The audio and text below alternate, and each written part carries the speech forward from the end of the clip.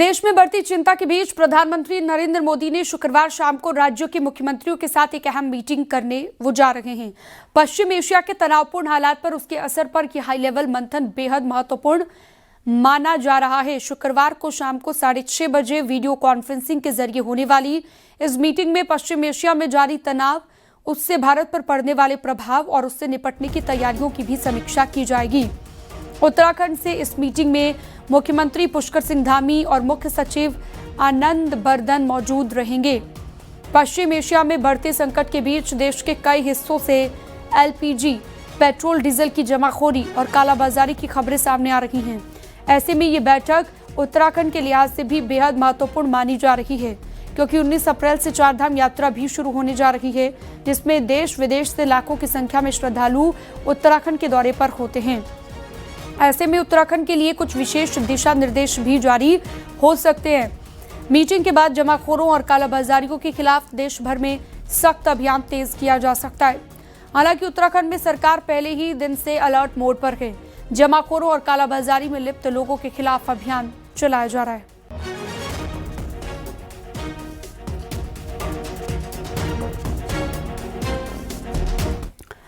लंबे इंतजार के बाद आखिरकार पिथौरागढ़ से सीधे देहरादून के लिए हवाई सेवा शुरू हो गई है। अलायंस एयर के 42 सीटर प्लेन की मदद से यह हवाई सेवा शुरू की गई है।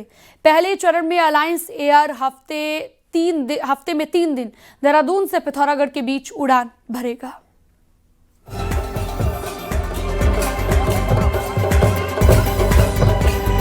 बीते साल सितंबर से बंद पड़ी पिथौरागढ़ देहरादून हवाई सर्विस एक बार फिर से शुरू हो गई है। देहरादून से पिथौरागढ़ का सफर प्लेन की मदद से सिर्फ घंटे भर में तय हो रहा है। 24 यात्रियों के साथ अलायंस एयर का 42 seater plane Naini Saini airport पहुंचा। अलायंस एयर की पहली फ्लाइट का वाटर कैनन के साथ स्वागत भी किया गया। 12 घंटे का कठिन सफर सिर्फ 1 घंटे में तय होने से यात्रियों की खुशी का ठिकाना नहीं है। देहरादून पिथौरागढ़ के बीच हफ्ते में 3 दिन प्लेन उड़ान भरेगा। रामनवमी के शुभ मौके पर सीएम पुष्कर सिंह धामी ने हवाई सेवा का उद्घाटन किया। के प्रारंभ होने से पिथौरागढ़ से देहरादून और देहरादून से पिथौरागढ़ ये परस्पर ये शहर एक दूसरे से जुड़ जाएंगे और इसकी जो दूरी है 14 घंटे 15 घंटे का लंबा सफर, ये सफर बहुत छोटा हो जाएगा और इससे निश्चित रूप से वहाँ की स्थानीय अर्थव्यवस्था को भी मजबूत बनाने में बहुत अभूतपूर्व रूप से सहायता मिलेगी। इस सप्ताह में 3 दिन ये सेवा रहेगी। जैसे पहले दिल्ली वाला जो प्लेन आता था वो ट्यूसडे को, थर्सडे को और सैटरडे को था, तो वही इसका भी रहेगा देहरादून वाले प्लेन का। और 42 सीटर ये प्लेन है अलायंस एयरवेज का, तो उसी के द्वारा ये सेवा संचालित की जा रही है। पिथौरागढ़ से दिल्ली के लिए हवाई सर्विस पहले ही चालू है। ऐसे में अब बॉर्डर जिला हवाई सेवा के जरिए देश और प्रदेश की राजधानी से सीधे जुड़ गया है। ये अलग बात है कि नियमित हवाई सेवा 31 मार्च से शुरू होनी है। पहले दिन 24 यात्री देहरादून से पिथौरागढ़ आए, जबकि 22 यात्री देहरादून के लिए रवाना हुए। इस मौके पर केंद्रीय नागरिक उड्डयन मंत्री भी वर्चुअली जुड़े। बहुत अच्छा हो रहा है जो फ्लाइट अभी कनेक्टिविटी मिली है हमें यहाँ से देहरादून तक की। अभी तक दिल्ली तक की कनेक्टिविटी थी हमारे पास, तो बहुत आसान होगा सफर उससे हमारे लिए और एक सीमांत जिले के लिए बहुत बड़ी उपलब्धि है। हम माननीय पुष्कर सिंह धामी जी का बहुत धन्यवाद कहना चाहते हैं। जो हमारा 12-13 घंटे की दूरी थी वो 45 मिनट में कट रही है और हमें पूरा विश्वास है कि हमारे यहाँ के यात्रियों को अच्छी सुविधा मिलेगी। काफ़ी सारे बच्चे जो है वहाँ अध्ययनरत हैं और व्यवसायी लोगों के लिए और अन्य लोगों के लिए भी स्वास्थ्य संबंधी समस्याओं के लिए जौलीग्रांट जाना होता था, तो ये सेवा बहुत लाभदायी होगी। देहरादून के लिए रेगुलर हवाई सेवा शुरू होने से नई उम्मीदों को पंख लग रहे हैं। ऐसे में हवाई सेवा कई मायनों में सर्विस मील का पत्थर भी साबित हो सकती है। बीते 1 साल तक इस रूट में 19 सीटर प्लेन उड़ान भर रहा था, लेकिन अब 42 सीटर प्लेन उड़ान भरने से यात्रियों को खासी राहत मिलेगी। फिलहाल मंगल, गुरु और शनि को अलायंस एयर का प्लेन इस रूट में उड़ान भरेगा। न्यूज़ 18 के लिए पिथौरागढ़ से विजयवर्धन उप्रेती की रिपोर्ट। पिथौरागढ़ की नैनी सैनी एयरपोर्ट का जिम्मा अब एआई यानी कि एयरपोर्ट अथॉरिटी ऑफ इंडिया के पास रहेगा। बीते साल 9 नवंबर को पीएम नरेंद्र मोदी की मौजूदगी में एयरपोर्ट अथॉरिटी ऑफ इंडिया और राज्य सरकार के बीच इस बारे में एमओयू साइन हुए थे, लेकिन अब जाकर एयरपोर्ट पूरी तरह से एआई को सौंप दिया गया है। एआई का कहना है कि नैनी सैनी एयरपोर्ट और ज्यादा फ्लाइट उड़ाना उनकी प्राथमिकताओं में शामिल है। साथ ही एयरपोर्ट को भी हाईटेक किया जाएगा।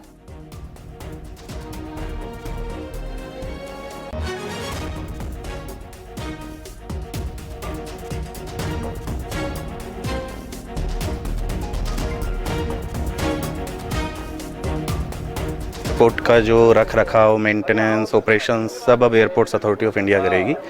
ठीक है, अभी तक हालांकि स्टेट गवर्नमेंट ने भी अच्छे से संभाला था, अभी हम कोशिश करेंगे और अच्छे से इसको करें। प्लस और एयरलाइंस के भी कनेक्टिविटी हम करेंगे, चाहेंगे कि और एयरलाइंस यहाँ से ऑपरेट करें।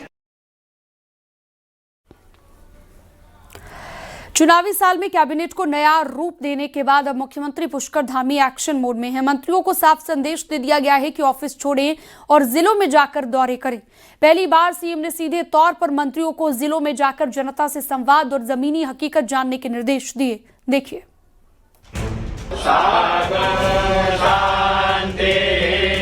चुनावी साल, फुल स्ट्रेंथ कैबिनेट, पूरे 12 मंत्री और अब फोकस सिर्फ आउटपुट पर। 20 मार्च को मुख्यमंत्री ने पहली कैबिनेट की ओवर हीलिंग की। 20 मार्च को कैबिनेट की ओवर हीलिंग के बाद 5 नए चेहरों की एंट्री और विभागों में बड़ा फेरबदल किया गया। अब सीएम का मंत्रियों को साफ निर्देश है कि मंत्री जिलों का नियमित दौरा करें, योजनाओं का स्थलीय निरीक्षण करें। मुख्यमंत्री का मानना है कि फील्ड मॉनिटरिंग से न सिर्फ योजनाओं की गुणवत्ता सुधरेगी बल्कि जनता का भरोसा भी मजबूत होगा। इसके साथ ही मंत्रियों को अपने विभागों की लगातार और गहन समीक्षा के निर्देश भी दिए गए हैं। मुख्यमंत्री जी समय समय पर दिशा निर्देश देते रहते हैं, सभी मंत्रियों को पहले भी देते थे, आज भी दे रहे हैं। और कल भी उन्होंने विशेषकर सभी मंत्रियों को कहा कि आप क्षेत्र में जाएं, जिस जनपद का आपको प्रभारी बनाया जाता है उसमें विशेषकर दौरा करें, न्याय पंचायत स्तर तक जाएं। फेजेज में हम एक 2 जिले करके 2 महीने के अंदर मैं लगभग पूरे उत्तराखंड के दौरे करूंगा।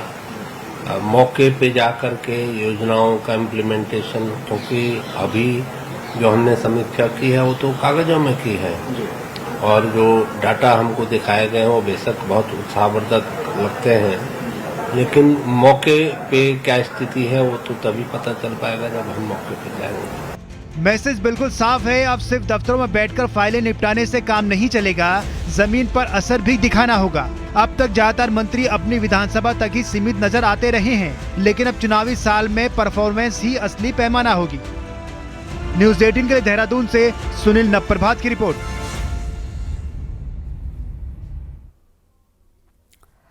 उत्तराखंड की सियासत में भी हलचल तेज होती जा रही है। बीजेपी बनाम कांग्रेस दोनों पार्टियां फुल चुनावी मोड में दिख रही हैं, एक दूसरे की हर चाल पर पैनी नजर बनाए हुए हैं। सूत्रों की माने तो चुनाव नजदीक आते आते कुछ बड़ी उठापटक भी देखने को मिल सकती है। देखिए।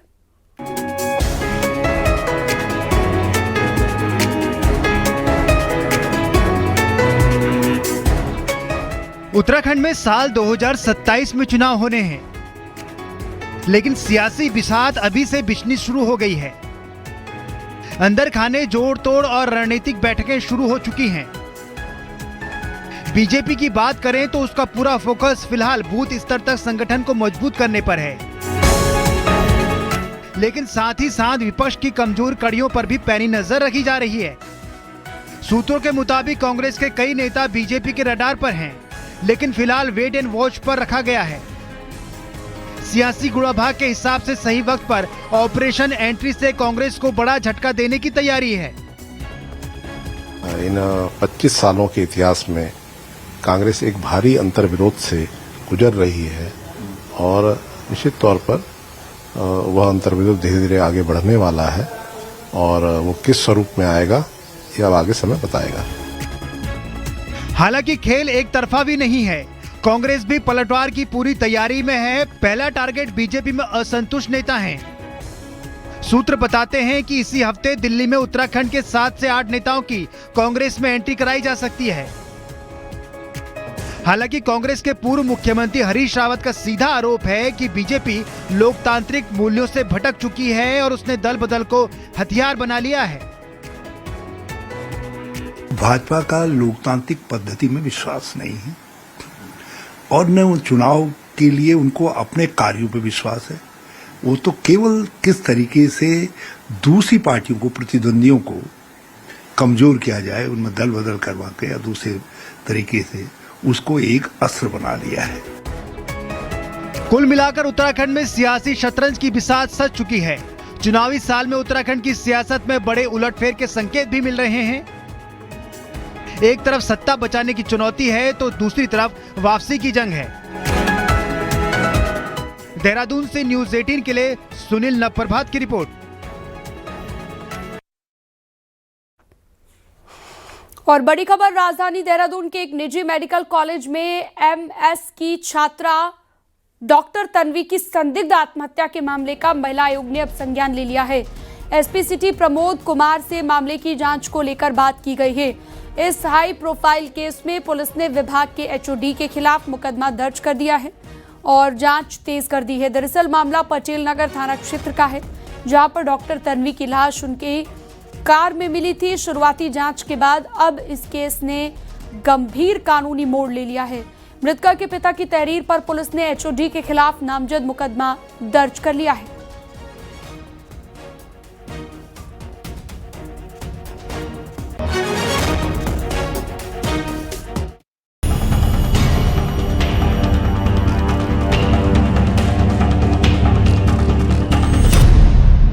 देहरादून के एक निजी मेडिकल कॉलेज में एमएस कर रही एक लेडी डॉक्टर तन्वी ने जहरीला इंजेक्शन लगाकर सुसाइड कर लिया। हरियाणा के अंबाला की रहने वाली लेडी डॉक्टर तन्वी का शव इंद्रेश अस्पताल के पास कार के अंदर मिला। घटना के बाद में मृतका के पिता ने पटेल नगर थाने में शिकायत देकर कॉलेज की एचओडी पर धमकी देने और परेशान करने का आरोप लगाया। परिजनों की शिकायत के बाद में एचओडी के खिलाफ एफआईआर भी दर्ज कर ली गई है। साथ ही कॉलेज के दावे को भी जाँच में शामिल कर लिया गया है। तो इनको अपनी पुत्री की कार दिखी जिसमें ये फ्रंट सीट पे लेटी हुई थी और इनके हाथ पे कैनुला लगा हुआ था, कुछ दवाइयों की बोतल थी। इसके बाद ये पत्थर के द्वारा इनके द्वारा शीशा तोड़ के अपनी बेटी को बाहर निकाला गया और इंद्रेश हॉस्पिटल ले गया, तो जहां पे इनको मृत डिक्लेयर कर दिया गया। इसके बाद जब ये थाने आए अगले दिन, तो फिर बॉडी का पंचायतनामा पोस्टमार्टम करने के बाद और इनके तहरीर पर मुकदमा पंजीकृत कर दिया गया, जिसमें इनके द्वारा बताया गया है कि जो इसकी पुत्री की एचओडी थी जिनके अंडर ये एमएस कर रही थी, उसके द्वारा इनको प्रताड़ित किया जा रहा था मानसिक रूप से। मामला पटेल नगर थाना क्षेत्र का है। मृतका के पिता की तहरीर पर पुलिस ने एचओडी के खिलाफ नामजद मुकदमा दर्ज किया। मृतक लेडी डॉक्टर तन्वी 2023 से श्री गुरु राम राय मेडिकल कॉलेज में आंखों के रोग की पोस्ट ग्रेजुएट पढ़ाई कर रही थी। दिसंबर 2025 तक सब कुछ ठीक चल रहा था, लेकिन इसके बाद में एचओडी बदल गया और डॉक्टर प्रियंका गुप्ता को नया एचओडी बना दिया गया। पिता का आरोप है कि यहीं से बेटी के साथ में व्यवहार बदल गया और उसे परेशान किया जाने लगा। परिवार के मुताबिक पिछले 4 महीने में वे कई बार कॉलेज जाकर एचओडी से मिले और बेटी को परेशान न करने की बात कही, लेकिन स्थिति में कोई बदलाव नहीं हुआ। देहरादून में एमएस की छात्रा डॉक्टर तन्वी की आत्महत्या मामला अब तूल पकड़ता जा रहा है, जहां इस पूरे मामले में कॉलेज प्रशासन कहीं न कहीं संदिग्ध रूप से देखा जा रहा है। वहीं तन्वी के परिजनों की शिकायत पर पुलिस ने मुकदमा दर्ज कर जांच तेज कर दी है और इस पूरे मामले की कार्रवाई में भी जल्द खुलासा करने की बात पुलिस कर रही है। कैमरा से दीपक राणा के साथ में सत्येंद्र बर्तवाल, न्यूज़ 18 देहरादून।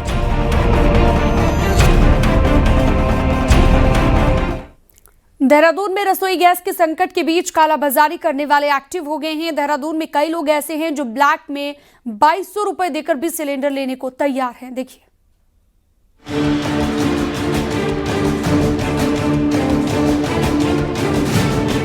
मोहनी रोड में रहने वाली रुखसाना को जब 15 दिन तक रसोई गैस सिलेंडर नहीं मिला तो मजबूरन 2200 रुपए देकर ब्लैक में गैस सिलेंडर लेना पड़ा। वो बताती हैं कि कैसे बुकिंग का मैसेज 15 दिन पहले आ गया लेकिन गैस सिलेंडर नहीं मिल पाया। फिर डिलीवरी बॉय से ब्लैक में 2200 रुपए में सिलेंडर खरीदा। ये हाल देहरादून के मोहनी रोड में रहने वाले कई लोगों का है, जिन्हें 1 महीने तक का इंतजार करने के बाद भी रसोई गैस नहीं मिल पा रही। फास्ट चल रहे थे, उसमें हम लोग बहुत परेशान रहे। फिर ब्लैक से हमें गैस लेना पड़ा। 2200 रुपए का हमने सिलेंडर लिया। ये बताइए आप लोग कि जब ब्लैक से मिल सकता है तो नॉर्मल क्यों नहीं मिल रहा गैस? थोड़ी ये बहुत परेशानी आई है। ब्लैक से मंगाया, फास्ट थे, शहरी में बैठे रहे, बच्चा गया भागा, किसी से लेकर आया, तब खाना बना। रोजों में बहुत परेशानियां उठाई हम लोगों ने। हमारे पास बच्चे भी छोटे छोटे, पोते पोता भी है, दिक्कत हो रही। चूल्हा चला रहे हैं, चूल्हे की भी लकड़ी नहीं मिल रही है। रसोई गैस एजेंसी संचालक भी अपने हाथ बंधे पा रहे हैं। 10 दिन का ऑफिशियल बैकलॉग तो घरेलू गैस सिलेंडर में बताया जा रहा है। उनका कहना है कि दिक्कत बहुत हो रही है, जैसे जैसे गैस के ट्रक आ रहे हैं वैसे वैसे सप्लाई की जा रही है, लेकिन डिमांड ज्यादा है और सप्लाई कम। हमारे पास ये है कि हमारे पास एक हफ्ते का बैकलॉग तो है और गाड़ी आ रही है, पर उतना नहीं आ रही जितना हमें डिमांड है। हमारी डिमांड पर दिन 2 ट्रक की है, पर कभी एक आ रही है, कभी एक दिन छोड़ के आ रही है, तो इससे थोड़ा दिक्कत हो रही है। प्रदेश में कालाबाजारी को रोकने के लिए हेल्पलाइन नंबर से लेकर चेकिंग के लिए टीम भी गठित है।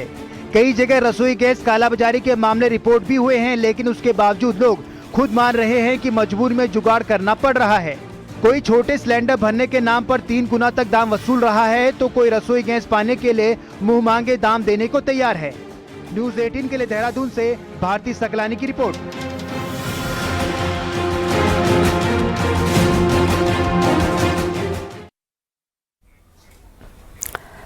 देहरादून के सेलाकुई इलाके में एक परचून की दुकान में अवैध गैस रिफिलिंग का खेल चल रहा था। अवैध गैस रिफिलिंग के खेल पर एक्शन हुआ।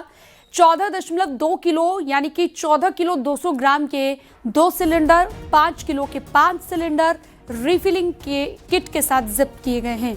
जब्त किए गए सिलेंडरों को अनिकेत गैस एजेंसी द्वारा झाझरा और रिफिलिंग किट को थाना सेलाकुई को दिया गया। मामले में आरोपी ललित पांडे नाम के व्यक्ति पर मुकदमा दर्ज किया गया है।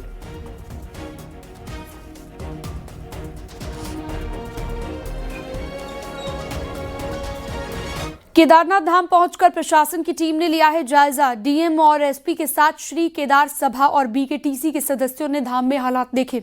केदारनाथ धाम में बर्फ हटाने, यात्रा पैदल मार्ग को ठीक करने, सुरक्षा व्यवस्था को सुदृढ़ करने के साथ मूलभूत सुविधाओं को ठीक करने को लेकर चर्चा की गई। केदारनाथ धाम में अभी तक करीब 4 फीट बर्फ है। वहीं केदारनाथ धाम में पुलिस के 3 और आईटीबीपी के 12 जवान तैनात हैं, जो कि सुरक्षा व्यवस्था को सुचारू रूप से बनाए हुए हैं। ने आज पूरा इंस्पेक्शन किया है। बर्फ अभी 3 से 4 फीट की हाइट की है यहाँ पर। तो सबसे पहला कार्य तो यही है कि हम लोग तत्काल बर्फ हटाने की जो टीम है उसको मोबिलाइज करेंगे और बर्फ हटा करके फिर यहाँ पर जो शॉप अलॉटमेंट है उसकी प्रक्रिया पैरेलली चल रही है। तो जल्दी से जल्दी यहाँ पर जो भी आवश्यक मूलभूत सुविधाएं हैं उनको रिस्टोर करेंगे, उनको स्टेब्लिश करेंगे। हमारे यहाँ के जितना भी सुरक्षा व्यवस्था है उसका मुआयना किया गया। जो हमारे यहाँ पे श्रद्धालु आते हैं, तीर्थयात्री आते हैं, उनकी जो सुरक्षा व्यवस्था है, उनकी जो क्यू मैनेजमेंट सिस्टम है और उनकी जो रुकने की व्यवस्था है उस सबका जायजा किया गया। हमारे द्वारा संबंधितों से फीडबैक भी दिया गया है पिछली बार का, और उसी के चलते हम लोग आगे बैठकों में भी इसको और सुव्यवस्थित और सुदृढ़ करने का पूरा निश्चय करते हैं। अप्रैल से शुरू हो रही केदारनाथ धाम और चारधाम यात्रा की व्यापक तैयारियां चल रही हैं। सरकार का मुख्य फोकस है यात्रा रूट को सुगम बनाना, सुरक्षित बनाना। इसके लिए शासन और प्रशासन स्तर से पूरी तैयारियां की जा रही है। देखिए,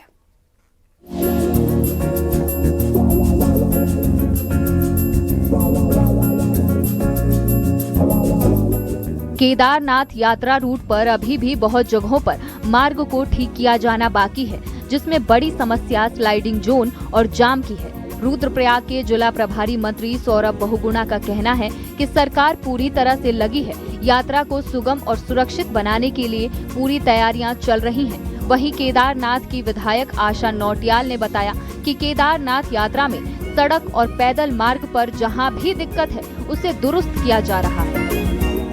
देखिए, आज मेरी बैठक भी है, उसकी समीक्षा बैठकें हम कर रहे हैं। माननीय मुख्यमंत्री जी भी लगातार उसके लिए बैठकें कर रहे हैं। हमारी कोशिश यही है कि जितने भी यात्री यहाँ पर आ रहे हैं, क्योंकि हर साल एक पैटर्न देखने को मिला है कि यात्री जो है वो बढ़ रहे हैं और यहाँ पे श्रद्धालु जो आ रहे हैं वो बढ़ रहे हैं, और उनकी यात्रा सुगम हो और लोगों का रोज़गार अच्छे से चल सके। बहुत बड़ी रोज़गार का भी एक ज़रिया है बाबा केदार की यात्रा। देखिए, यात्रा सुगम और सरल हो उसके लिए लगातार हम लोग कोशिश कर रहे हैं। कहीं पर अतिक्रमण का मामला भी आ रहा है, लेकिन यात्रा में जिस तरह की परेशानियां होती हैं उस हिसाब से हमको यात्रा को सुचारू और सरल बनाने के लिए, सुव्यवस्थित बनाने के लिए सभी लोग प्रयास कर रहे हैं, विभाग भी कर रहा है।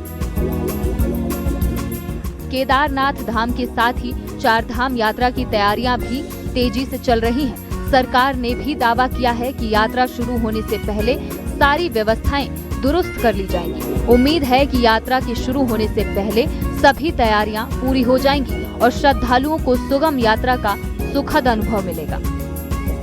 न्यूज 18 के लिए रुद्रप्रयाग से संदीप प्रसाद की रिपोर्ट।